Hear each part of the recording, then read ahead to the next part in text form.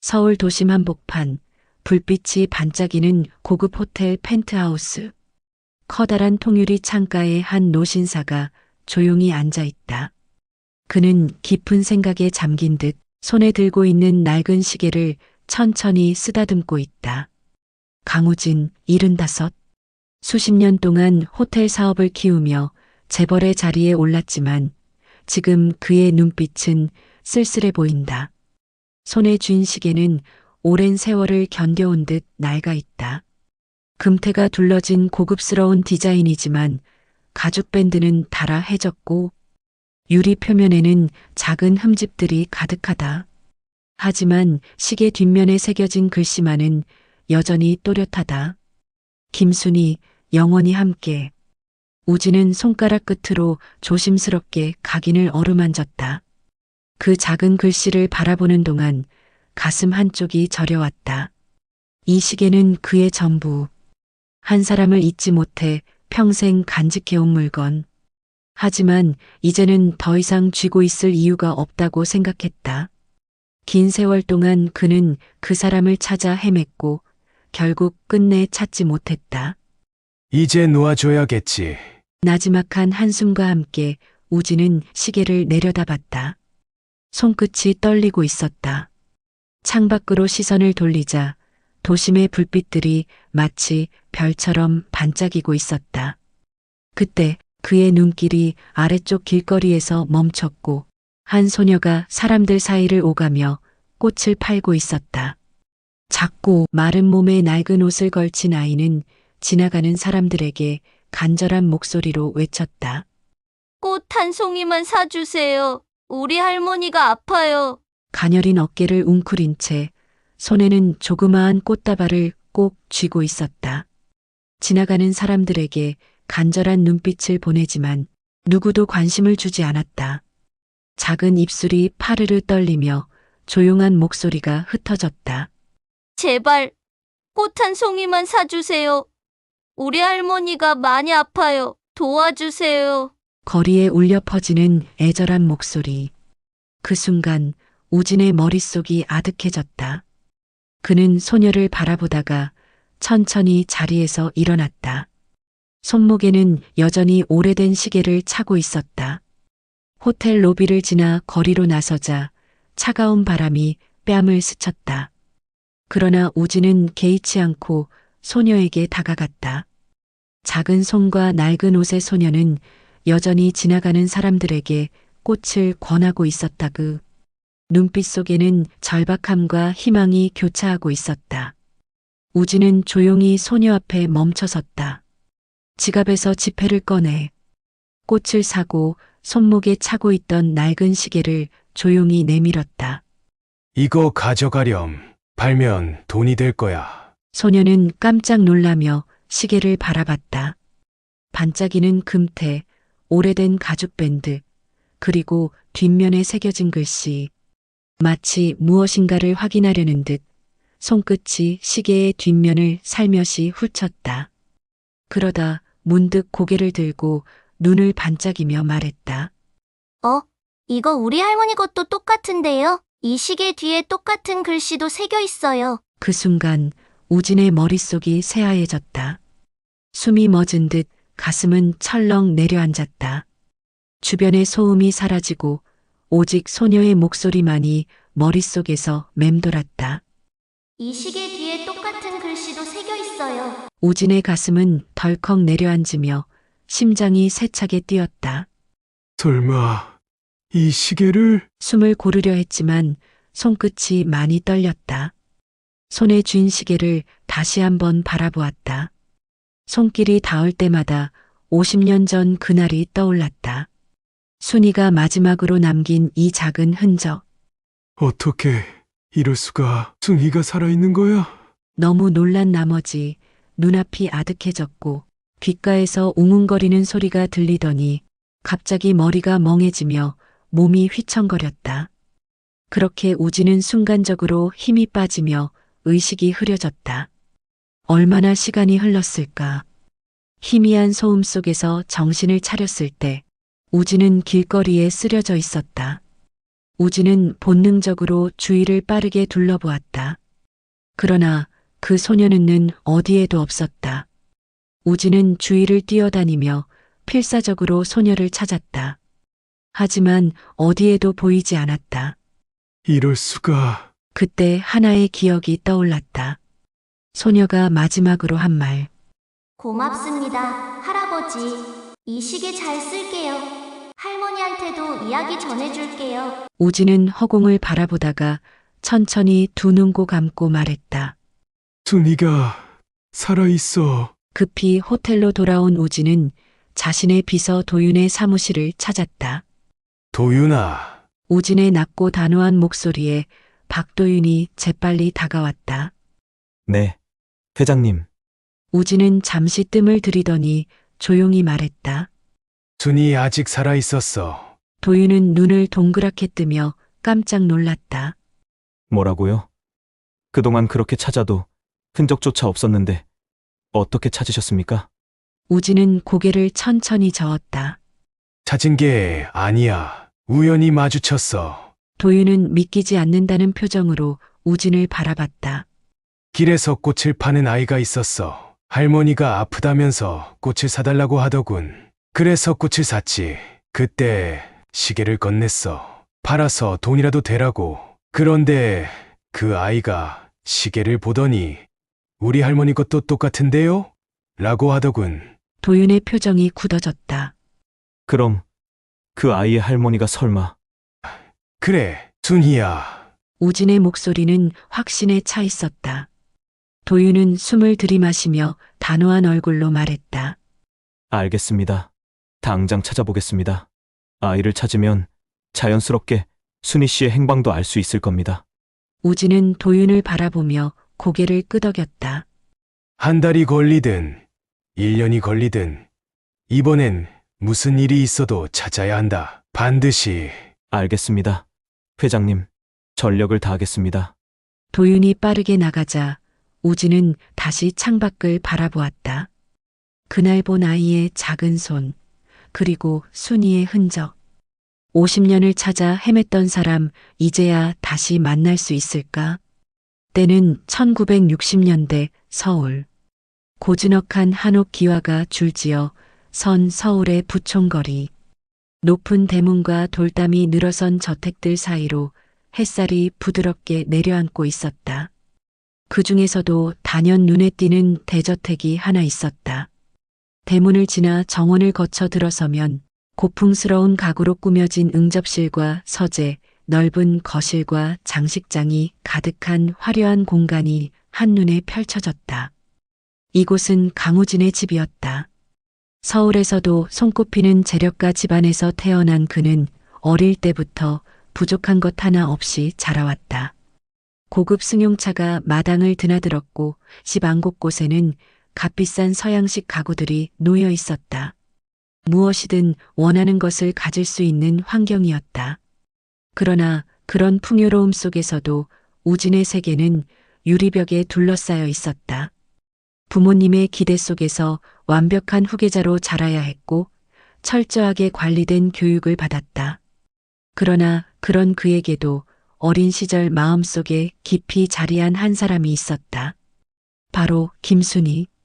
우진이 중학교에 다닐 무렵 골목 끝자락 작은 꽃을 파는 노점상 앞에서 순희를 처음 만났다. 그날따라 유난히도 맑은 날씨였다. 길을 걷던 우진은 꽃집 앞에서 바닥에 주저앉아 있는 소녀를 보았다. 순희는 작은 손으로 바구니 속의 꽃들을 정리하며 중얼거렸다. 오늘은 이걸 다 팔아야 하는데. 우진은 처음 보는 광경에 발걸음을 멈췄다. 집에서는 한 번도 본 적 없는 자신과는 너무도 다른 세상의 풍경이었다. 그때 꽃잎 하나가 바람에 날려 우진의 발 앞에 떨어졌다. 우진은 그 꽃을 집어들고 순희에게 다가갔다. 이거 네 거야? 순희는 고개를 들었다. 햇빛을 받아 반짝이는 순진한 눈동자가 우진을 올려다봤다. 그러나 그녀의 얼굴엔 어린 나이에도 불구하고 어딘가 어른스러운 쓸쓸함이 배어 있었다. 순희는 가만히 꽃을 받아들며 미소 지었다. 고마워. 이거 장미꽃이야. 예쁘지? 그렇게 두 사람의 인연이 시작됐다. 우진은 순이가 있는 작은 꽃집 앞을 자주 지나갔다. 집에서 준 용돈으로 작은 꽃 한 송이를 사기도 했고 그저 순이가 일하는 모습을 바라보며 조용히 서 있기도 했다. 순이는 그런 우진에게 꽃을 건네주며 말했다. 이 꽃의 꽃말은 영원한 우정이야. 그때는 몰랐다. 그 작은 꽃집 앞에서 싹튼 감정이온 날 그의 인생을 바꿔놓을 운명이 될 줄은.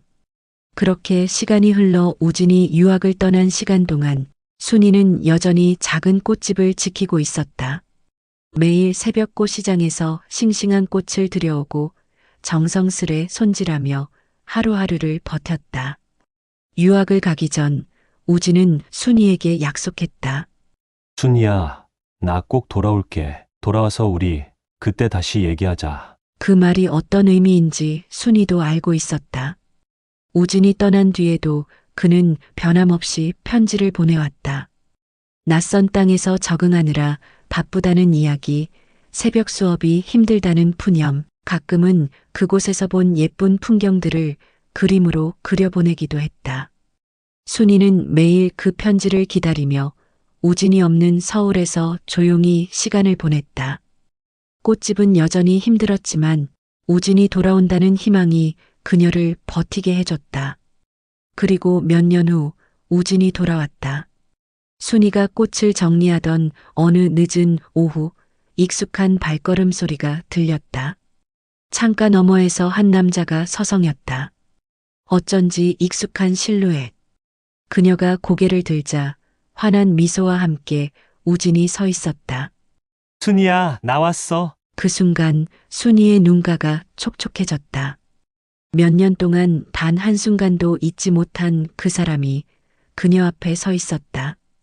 우진은 변함없었지만 한층 더 성숙해 보였다. 순이는 순간 아무 말도 할 수 없었다. 우진은 꽃집 문을 조심스럽게 밀고 들어오며 말했다. 이것도 너도 하나도 변한 게 없네. 그 말에 순이는 웃으며 고개를 저었다. 아니야. 많이 변했어. 나도 그리고 너도. 그날 이후 두 사람은 다시 자주 만났다. 우진은 종종 꽃집에 들러 순이를 도와주었고 순이는 그런 우진을 보며 오래전에 따뜻했던 기억을 되살렸다. 함께한 시간은 자연스럽게 사랑으로 변해갔다. 우진과 순이는 함께한 시간이 쌓이면서 자연스럽게 미래를 꿈꾸게 되었다. 우진은 어느 날 순이와 함께 서울 야경이 내려다 보이는 한강 다리 위에 섰다. 바람이 살짝 불어와 순이의 머리카락을 흩날렸다. 우진은 그녀의 손을 꼭 잡으며 조용히 입을 열었다. 순이야, 응. 우리 결혼하자. 순이는 놀란 듯 우진을 바라보았다. 하지만 그의 눈빛에는 흔들림이 없었다. 우진은 미소 지으며 그녀의 손을 더 꼭 쥐고 다른 한 손으로 시계를 건넸다. 이 시계 받아. 너에게 주는 프로포즈 선물이야. 뒷면에 이름도 적어놨어. 김순이 영원히 함께. 이건 내가 차고. 강우진 영원히 함께. 이건 너가 차는 거야. 이 시계 무슨 일이 있어도 버리지 마. 앞으로 죽을 때까지 우리 둘이 평생 차고 있는 거야. 알겠지? 난 평생 너랑 함께하고 싶어. 순이의 눈가가 촉촉해졌다. 우진의 진심이 느껴졌고 결국 고개를 끄덕였다. 그래, 영원히 함께하자, 우리. 그렇게 두 사람은 결혼을 약속했다. 그러나 그들의 행복은 오래가지 않았다. 우진이 이 소식을 집에 알리자마자 집안은 발칵 뒤집혔다.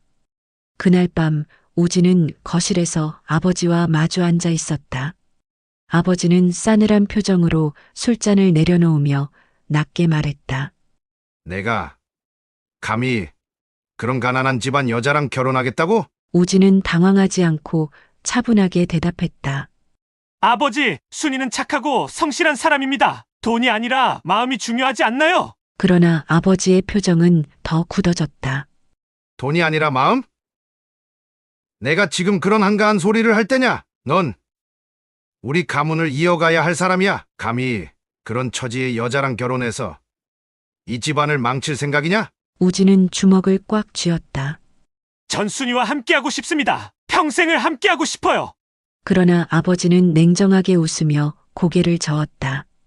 어림도 없다. 넌 내가 정한 사람과 결혼할 거다. 만약 내 말을 듣지 않으면 그년이 어떤 꼴을 당할지 두고 봐라. 그 말에 우진은 숨을 멈췄다. 단순한 반대가 아니라 순이에게까지 위해를 가하겠다는 의미였다. 그날은 평소와 다름없는 하루였다. 순이는 꽃집 문을 열고 작은 화분들을 정리하며 하루를 시작했다. 햇살이 따뜻하게 스며들고 거리에는 사람들의 분주한 발걸음이 이어졌다. 그러나 그 평온한 일상은 단 몇 시간 만에 산산조각이 났다. 갑작스럽게 들이닥친 건설 인부들이 꽃집을 둘러싸더니 곧이어 철거 작업이 시작되었다. 순이는 놀라 황급히 뛰어나갔다. 잠깐만요. 무슨 일이죠? 제 가게예요. 하지만 이미 그녀의 꽃집은 철거 대상에 포함되어 있었고 말 한마디로 막을 수 있는 상황이 아니었다. 명령 받고 왔습니다. 이 건물은 철거됩니다. 오늘 안에 모두 철수하세요. 차가운 말 한마디에 순이는 망연자실했다. 손바닥보다 작은 꽃집이었지만 그녀의 모든 것이었다. 부모님을 잃고 혼자 힘으로 살아남기 위해 버텨온 삶의 터전이었다. 하지만 철거반은 그녀의 절박함 따위는 신경도 쓰지 않았다. 그때 익숙한 목소리가 들려왔다. 순이야! 우진이었다. 그는 헐레벌떡 달려와 현장을 바라보며 숨을 헐떡였다. 이게 대체 무슨 일이야? 그러나 이미 늦었다. 가게는 순식간에 폐허가 되어가고 있었고 순이는 충격의 말도 제대로 하지 못했다. 그 순간 낯익은 남자가 걸어왔다. 우진의 아버지였다. 아빠 말을 안 들으면 어떻게 되는지 이제 알겠어. 강우진, 우진은 분노로 이를 악물었다. 아버지가 한 짓입니까? 내가 감히 내 뜻을 거스르겠다고? 이게 마지막 경고다. 우진은 주먹을 불끈 쥐었다. 그때 순이가 우진의 손을 꼭 잡았다. 우진아, 이제 그만해. 아니야. 내가 어떻게 가만히 있어? 그러나 순이의 손이 차갑게 떨리고 있었고 눈동자엔 슬픔이 가득했다. 그런 일이 벌어지고 며칠 후 순이는 흔적도 없이 사라졌다. 우진은 그녀를 필사적으로 찾아다녔다. 순이가 갈 만한 곳을 샅샅이 뒤졌고 온 서울을 헤맸다. 하지만 어디에서도 그녀를 찾을 수 없었다. 그러던 어느 날 그의 집 문 앞에 한 통의 편지가 놓여 있었다. 오빠, 나는 더 이상 오빠의 짐이 되고 싶지 않아. 행복하게 살아. 편지는 단 몇 줄이었지만 그 안에 담긴 슬픔은 이루 말할 수 없었다. 우진은 무너졌다. 그는 아버지와 대판 싸웠다. 평생 처음으로 소리를 지르고 분노를 드러냈다. 하지만 아무리 싸워도 순이를 되찾을 수는 없었다. 그렇게 시간이 흘렀다. 우진은 결국 아버지의 뜻을 따르지 않았다. 그는 집을 떠났고 스스로 사업을 일구기 시작했다. 그의 아버지는 그런 아들을 인정하지 않았지만 우진은 신경 쓰지 않았다. 오직 한 가지 목표만을 바라보며 살아왔다. 사업에 몰두하며 호텔을 세우고 수많은 사람을 만나며 그는 점점 더 강해졌다. 사람들은 이제 강우진이라는 이름을 듣기만 해도 알 만큼 그는 성공한 사업가가 되었다. 하지만 아무리 큰 부를 쌓아도 마음 한구석은 늘 텅 비어 있었다. 그는 여전히 순이를 찾고 있었다. 50년이라는 세월 동안 단 하루도 포기하지 않았다. 하지만 그녀는 마치 이 세상에서 사라져버린 듯 단 한 번도 흔적을 드러내지 않았다. 도윤은 2달 동안 전국을 샅샅이 뒤졌다. 우진이 건넨 단서라고는 단 하나, 꽃을 팔던 아이와 시계뿐이었다. 하지만 그는 그 작은 단서 하나로 희망의 끈을 놓지 않았다. 낡은 시계를 들고 골동품 가게들을 돌며 묻고 거리에서 꽃을 파는 노인들과 이야기를 나누며 정보를 수집했다. 김순이라는 이름이 나올 때마다 가슴이 뛰었지만 매번 허탕을 쳤다. 그러던 어느 날 한 작은 병원의 간호사가 낡은 시계 사진을 보더니 말했다. 이 시계 본 적 있어요. 박도윤은 즉시 간호사에게 다가갔다. 혹시 이 시계를 아십니까? 간호사는 망설이다가 조심스레 대답했다. 네, 저희 병원에 입원 중이신 할머니께서 같은 시계를 차고 계세요. 아주 오래된 물건이죠. 가족도 없으시고 오랫동안 혼자 사셨다고 들었어요. 박도윤은 순간 숨을 멈췄다. 드디어 찾았다. 도윤은 병원에 들어서마자마 급히 안내 데스크로 향했다. 김순희 환자분, 어느 병실에 계시죠? 간호사가 환자 명부를 확인하고 조심스럽게 답했다. 네, 503호실에 계십니다. 보호자가 따로 없으셔서 간병하는 손녀가 옆을 지키고 있어요. 도윤은 빠른 걸음으로 복도를 지나 병실 문 앞에 섰다. 살짝 열린 문틈 사이로 보이는 병실 안은 조용했다. 병상 위에는 창백한 얼굴로 누운 김순이가 있었다. 산소 마스크를 쓴 채 가느다란 숨을 쉬고 있었고 주름진 손에는 바짝 마른 힘줄이 선명했다. 그 옆에는 조그마한 소녀가 앉아 있었다. 낡은 옷을 입은 작은 몸집의 아이는 커다란 눈망울로 병상의 할머니를 지켜보고 있었다. 작은 손으로 물수건을 꼭 쥔 채 김순이의 이마를 조심스럽게 닦아주고 있었다. 도윤은 조심스럽게 안으로 들어갔다. 소녀는 낯선 사람의 등장에 움찔하며 몸을 뒤로 뺐다. 괜찮아. 난 할머니와 너를 도와주러 온 사람이야. 얼마 전에 길에서 받았던 시계 알지? 그 시계 주인의 비서야. 소녀는 놀란 얼굴로 도윤을 바라봤지만 이내 경계를 풀었다. 너 혼자 할머니를 돌보고 있니? 소녀는 망설이다가 살짝 고개를 끄덕였다. 예, 도윤은 아이를 바라보며 살짝 미소를 지었다. 이름이 뭐니? 지은이요. 이지은. 지은아, 넌 정말 할머니를 잘 보살피는구나. 지은은 아무 말 없이 순이의 손을 꼭 잡고 있었다. 할머니께서 많이 아프신가 보구나.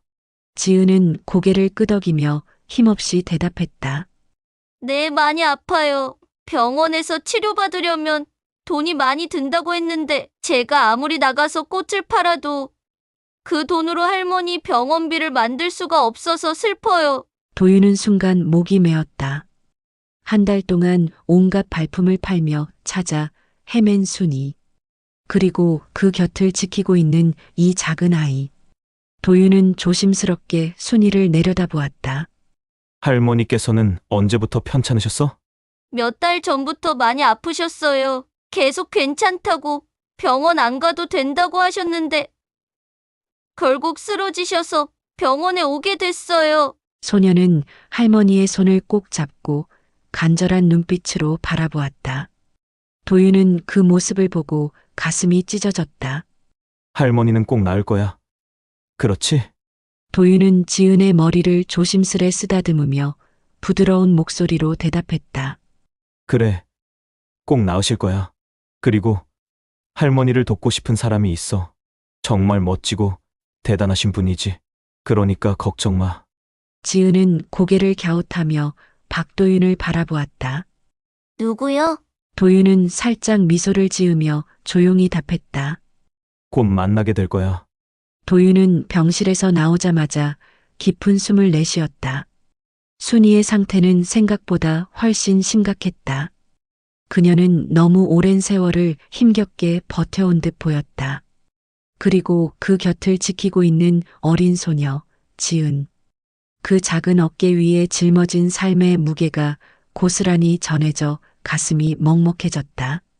도윤은 서둘러 휴대폰을 꺼내 우진에게 전화를 걸었다. 회장님, 찾았습니다. 전화기 너머로 잠시 정적이 흐른 뒤 떨리는 목소리가 들려왔다. 그래, 순이를 찾았어? 네. 하지만 사정이 좋지 않습니다. 잠시 침묵이 이어졌다. 도윤은 조심스럽게 말을 이었다. 현재 병원에 입원 중이십니다. 상태가 많이 안 좋습니다. 우진의 손이 떨렸다. 어떤 상태지? 병세가 악화되셨습니다. 의료비 문제가 해결되지 않아서 치료를 잘 못 받고 있는 것 같습니다. 도윤의 말에 강우진은 눈을 감았다. 50년. 오랜 세월 동안 찾아 헤맸는데 이제야 50년을 헤맸는데 이제야 왜 그런 모습이야? 순이야, 웃으면서 보고 싶었는데. 그의 목소리가 떨렸다. 감정이 북받쳐 올라 더는 말을 잇지 못했다. 그날 저녁 병실 창가에는 어둠이 희미하게 드리워져 있었다. 순이는 창밖을 멍하니 바라보며 깊고 긴 한숨을 내쉬었다. 그녀의 얼굴에는 세월이 새겨놓은 주름이 가득했지만 어딘가 모르게 그리움과 허전함이 서려 있었다. 침대 곁에 앉아있던 손녀 지은은 할머니의 손을 꼭 잡고 있었다. 그녀의 어린 얼굴에는 피곤함이 가득했지만 그럼에도 불구하고 불안한 듯 할머니의 손을 놓지 않았다. 작은 손으로 주름진 손을 어루만지며 나직이 속삭였다. 할머니, 더 힘내세요. 그때 병실 문이 천천히 열렸다. 낯선 남자가 한 발 한 발 조심스럽게 안으로 들어왔다. 깔끔하게 빗어넘긴 백발, 단정한 정장 차림. 그는 문을 닫지도 못한 채 멈춰서서 침대에 누워있는 순이를 바라보았다. 순이는 문 쪽으로 천천히 고개를 돌렸다. 그리고 낮은 목소리로 물었다. 누구세요? 남자는 아무 말도 하지 않았다. 눈을 떼지 못한 채 천천히 그녀의 손목을 향해 시선을 내렸다. 그 순간 그의 숨이 멎을 것 같았다. 오래전, 50년 전, 그가 떠나기 전 그녀에게 건넸던 시계. 그 시계가 아직도 그녀의 손목에 채워져 있었다. 우진의 입술이 미세하게 떨렸다. 손끝도 숨소리도 조심스러웠다. 간신히 입을 떼며 떨리는 목소리로 그녀의 이름을 불렀다. 순이야. 순이의 눈이 커졌다. 그녀는 한동안 말을 잇지 못했다. 손끝이 미세하게 떨렸고 숨이 고르지 못했다. 그리고 마침내 우진 오빠. 그녀의 눈에 눈물이 고였다. 두 사람은 아무 말 없이 서로를 바라보며 한없이 눈물을 흘렸다. 세월이 흘렀지만 서로를 향한 깊은 그리움은 여전히 선명했다. 눈앞의 모습이 믿기지 않는 듯 우진은 떨리는 손을 들어 조심스럽게 그녀의 손 위에 포겠다. 정말 너였구나, 순이야. 그의 목소리는 낮고도 간절했다. 그 순간 김순이의 눈가에 맺혀있던 눈물이 천천히 흘러내렸다. 오빠. 목이 메어 더 이상 말을 잇지 못했다. 순이의 손을 감싼 우진의 손끝이 미세하게 떨렸다. 어쩌면 이 순간을 위해 50년을 버텨온 것인지도 몰랐다. 눈물에 젖은 얼굴을 하늘로 향하다가 순이는 이내 흐느끼며 손으로 얼굴을 감쌌다. 그 모습을 옆에서 지켜보던 지은이 두 사람을 번갈아 바라보며 조심스럽게 입을 열었다. 할머니, 이 할아버지가 항상 말했던 그 할아버지야. 조용한 병실에 맑고 여린 목소리가 울려 퍼졌다. 순이는 순간 멈칫했다. 그리고 곧 손녀의 작은 손을 꼭 감싸쥐었다. 눈물을 머금은 눈으로 지은을 바라보며 깊은 감정을 담아 조용히 말했다. 그래.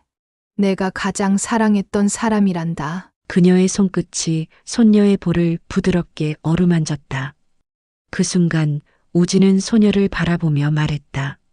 지은이라고 했지. 그동안 할머니를 잘 보살펴줘서 고맙다. 힘들 텐데, 추울 텐데, 거리에 나가서 꽃 팔아가며 할머니 병원비를 마련하느라 고생했어. 내가 가장 사랑하는 순이를 지금까지 아껴줘서 너무 고맙다. 그렇게 차갑기만 했던 병실에는 따뜻한 감정이 피어올랐다.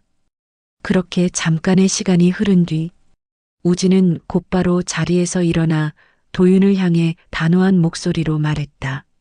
당장 전국의 병원에서 제일 뛰어난 의사를 부르도록 해. 도윤은 이미 그럴 줄 알고 있었다는 듯 고개를 끄덕였다.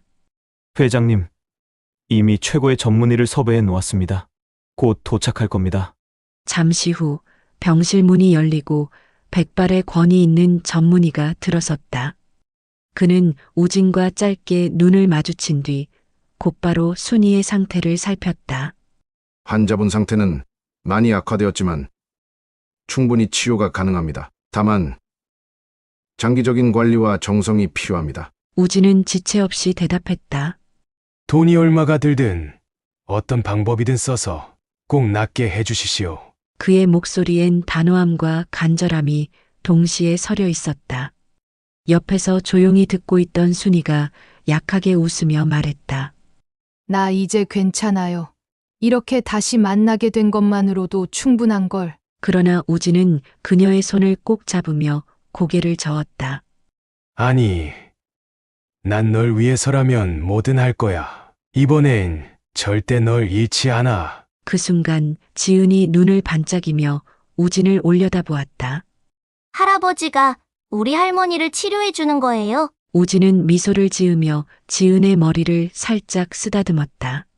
그래, 할머니는 반드시 나을 거야. 그리고 앞으로는 우리가 함께 할 거란다. 지은이도 더 이상 거리에 나가서 꽃을 팔지 않아도 되고 갖고 싶은 것 다 가져도 돼. 이제 앞으로 행복하게만 살면 돼. 지은은 기쁘면서도 어리둥절한 표정으로 고개를 갸웃했다. 그러나 이내 환하게 웃으며 할머니의 손을 꼭 잡았다. 할머니, 이제 나을 수 있어. 순이는 흐르는 눈물을 닦으며 오랜 세월 자신을 기다려준 우진을 가만히 바라보았다. 그의 눈빛 속에는 변함없는 사랑과 함께 다시는 놓치지 않겠다는 강한 의지가 담겨 있었다. 우진은 순이를 더 적극적으로 간호하기 위해 국내 최고 수준의 병원을 선정하고 VIP 병실로 옮겼다. 최고의 의료진이 그녀를 전담했고 매일같이 정밀 검사를 진행하며 최상의 치료를 제공했다. 비싼 치료비가 부담스러워하던 순이는 조심스럽게 말했다. 이렇게까지 할 필요는 없어.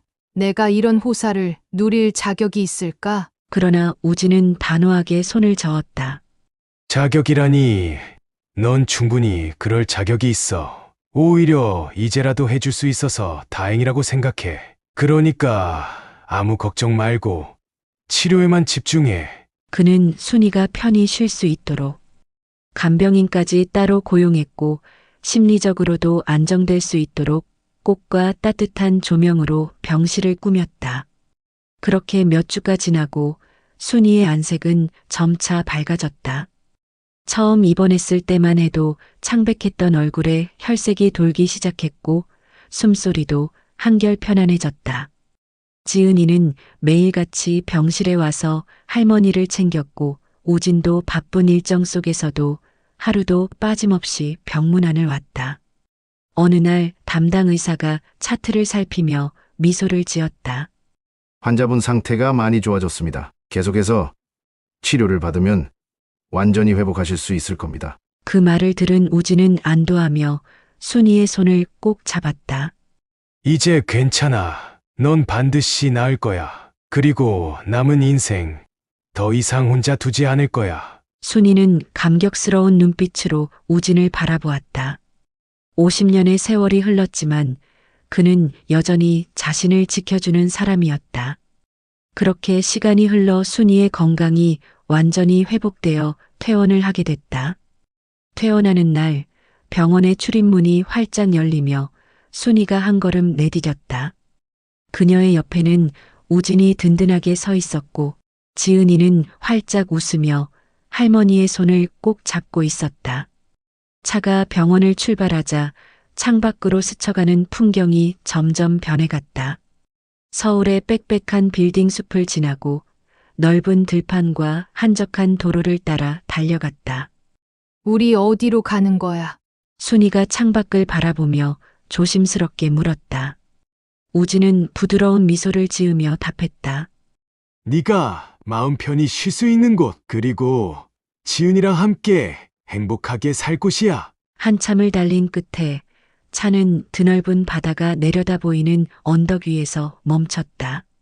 창문을 열자 상쾌한 바닷바람이 얼굴을 스치고 멀리서 파도 소리가 잔잔하게 들려왔다.